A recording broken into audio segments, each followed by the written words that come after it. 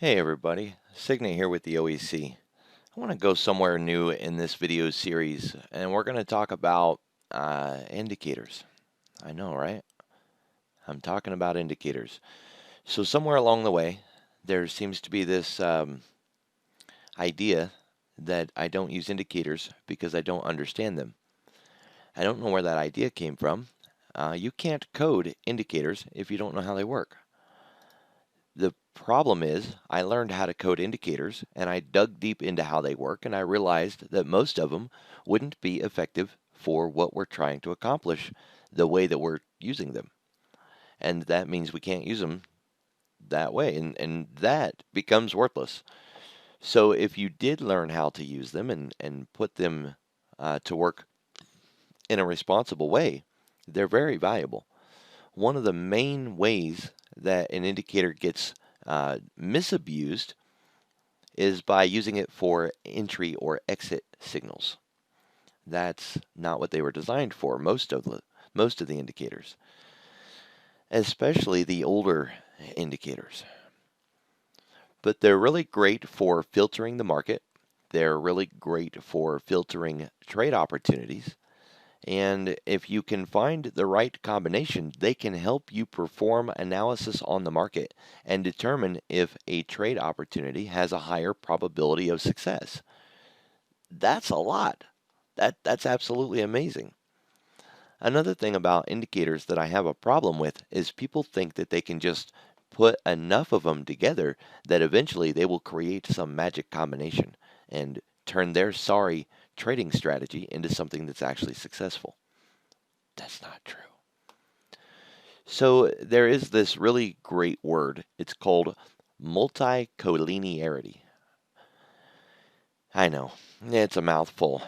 So we're on stockcharts.com. You can see that I'm not logged in. You don't have to be. I'm on Chart School Multicollinearity. If you've ever listened to political news, you might have heard them use the phrase called the echo chamber. And that is where everybody is basically ignoring anything that's outside of their circle, and they're just talking to each other, and they're all just basically repeating what the other person is saying. All of their ideas, all of their thoughts, all of their concepts and their perspective and their analysis is formed only from the group's inside opinion and analysis and perspective, and they're not paying attention to anything outside of that. And that is the echo chamber. Multicollinearity is kind of like that. If you put a bunch of indicators on your chart and they're all looking at the same thing, you might think that you have all these indicators giving you a great perspective on the market, and they're all lining up and telling you to take a trade, when in reality, they might all be looking at price, for example, and completely ignore support and resistance, or volume, or volatility, or momentum.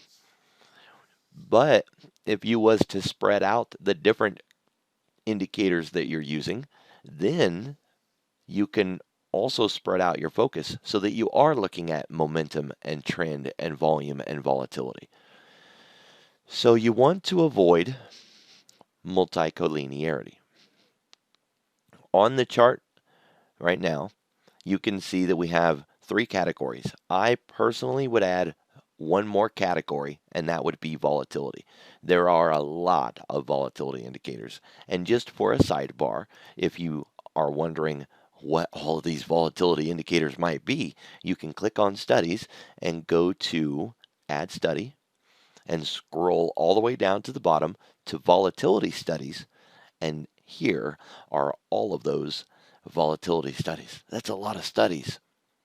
The TTM squeeze is a volatility study. Percent change, implied vol, the CSI, ATR, acceleration bands, Bollinger bands, there's a lot of them. And you might be sitting there thinking, hey, I didn't know that that was a volatility indicator. That is one of the problems that I have with indicators. They're so accessible that everybody can get their hands on one.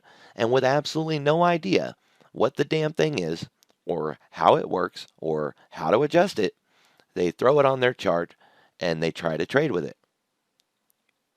That's a bad idea. So,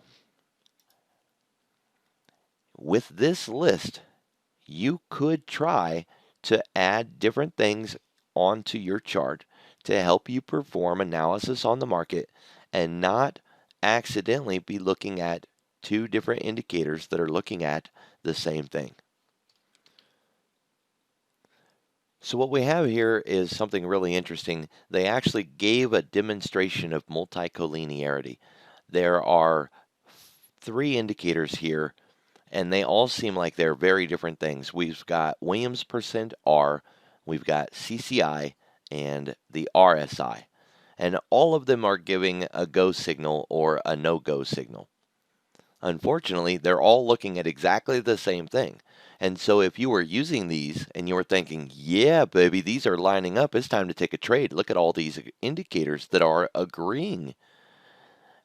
I'm going to do it. You would be in a very dangerous situation because they're all looking at the same thing. You could eliminate two of these because since all three are giving you the exact same signal based on the exact same market measurement, then you don't need all three. That they are not helping each other, they're mimicking each other. Okay? So I don't want to spend the whole time going through the different combinations, but I do want you to start thinking about if you were trying to filter out negative trade environments, if you were trying to help make a decision to take a trade or not take a trade this time versus the next time, what would you want to use? And I'll give a really good example of that, right? Say we're looking at the market and it's pulling back. Is it really a pullback or is it a change in the market direction? Is it going to just turn around and fall back down the other way? Right? That's what we all want to know. When we come into resistance, is it going to turn around or is it going to break through? When it falls to support, is that support really going to hold and be support or is it going to fail and become overhead resistance? So one thing you could do is try to use indicators to help you make that determination. Is the trend going to continue? Is the trend still strong? Is this support going to hold? Is there enough momentum in the market? One of the greatest filters I've ever found is the ADX. And thanks to the way that we can code on Thinkorswim, we can actually put this indicator into almost any other indicator. And the only thing that we would need to know is, are we above the ADX filter line, whatever line you wanted to use, okay? And that could help you in the determination process of, is this a good time to trade? Or is the market still favorable for getting a continuation trade, right? Something like that. And then when it's below that filter, you can say this is unfavorable trading environments. The ADX will be above the filter line in bearish markets and in bullish markets because it has nothing to do with being bullish or bearish. Okay, I would really recommend that you study this indicator. Now, when I say study this indicator, let's just pause here for the rest of the video. And I'll just give you the heads up now. We won't be talking about anything else. This is going to be the end of the video. This is a great tool, the ADX. It's just one of many things that are out there. And I promise you, if you was to just pick one of all of the different things that are out there, no matter what it was, flip a quarter, pick one indicator. If you studied that for the rest of your life, you would be a very profitable and very successful trader. I promise. It doesn't even matter which one you pick. Just pick one. You won't do it. I promise you, you won't. I bet you won't. This is one that is worth learning about, the ADX. If you spent the next year studying the ADX, you would be a very, very successful trader. If you read books, if you watched videos, if you applied it to all kind of market conditions and all kind of time frames on all kinds of charts, and you studied it and learned it and back tested it, you would be a very, very successful trader. Guarantee you will not be the same person at the end of that journey. This thing is amazing. It's also very old. It was created in 1978, back when people didn't have computers in their home, back when people were still trading on paper charts and drawing their candles out by hand and their moving averages, calculating all of that. It was never made for intraday trading because there was no way that somebody could recalculate the formula every 2 minutes, every 5 minutes. That doesn't mean we can't use it on the intraday basis. If you understand what the formula is looking at, you would understand how to make adjustments to this. And if you learn some Gaussian average mathematics, you would be able to increase the latency or the lag. You would decrease the lag, decrease the latency, make this a faster indicator, and perhaps even be more effective at intraday trading. When I learn a new indicator, I do go dig down into the math.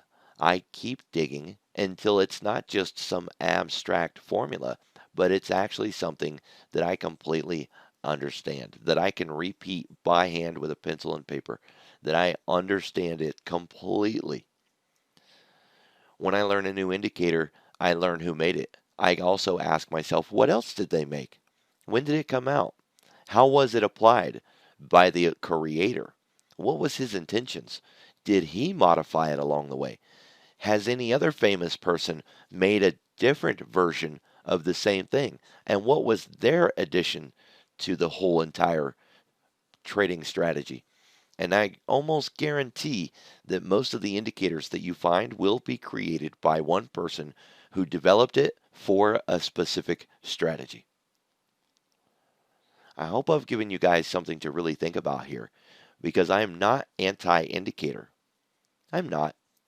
I'm against people who don't understand the indicator, trying to use them blindly or willy-nilly, getting their butt kicked and saying that trading is just a hoax, or that it doesn't work, or that it's arbitrary and it's too hard.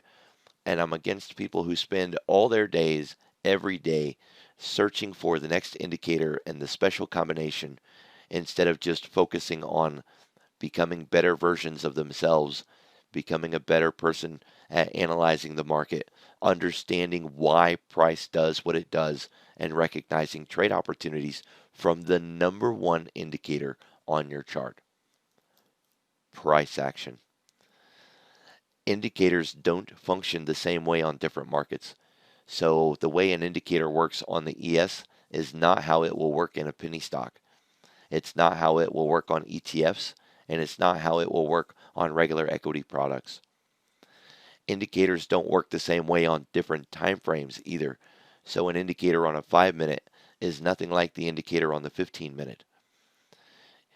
To master an indicator, to use it for trading entries and exits, you would have to use it on one single thing every single time, on one single chart or one single time frame, always, and then master that. And if you make one slight adjustment, you would have to start the whole process over. You can see how insane that sounds. It's why I don't use them for entries and exits.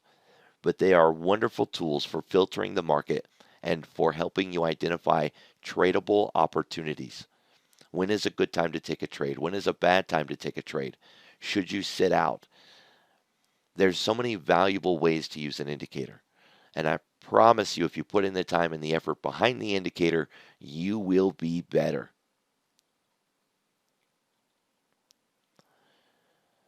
This is one.